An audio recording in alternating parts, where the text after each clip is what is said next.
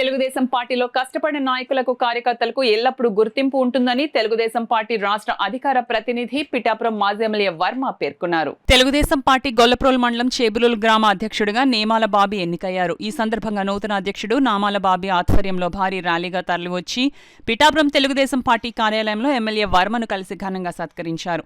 ఈ సందర్భంగా మాజీ ఎమ్మెల్యే వర్మ మీడియాతో మాట్లాడారు. పార్టీ గొల్లప్రోలు మండల అధ్యక్షుడు ఉలవకల దేవేంద్రుడు, మాజీ జెడ్పీటీసీ మడికి ప్రసాద్, కొల్లుబాబురావు తదితరులు పాల్గొన్నారు.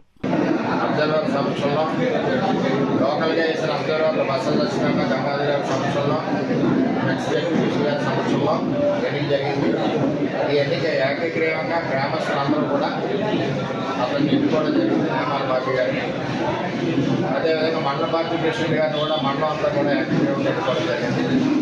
మరి ఈ రోజు నుంచి చేతులలో పార్టీ ఇంకా బలీయంగా ఉండాలని చెప్పి మరి అందరూ కూడా కలిసికట్టుగా అందరికి మద్దతు పార్టీని ముందుకు తీసుకెళ్లాలని చెప్పి అందరినీ నేను కోరడం జరిగింది. తెలుగుదేశం పార్టీలో నారా లోకేష్ గారు వచ్చాక ఈ యొక్క ఎలక్షన్ విధానాలు మార్చారు.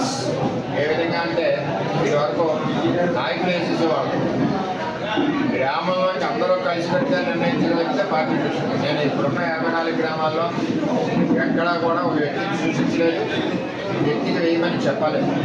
ప్రతి గ్రామం కూడా వాళ్ళు కూర్చొని నిర్ణయం చేసుకున్నారు.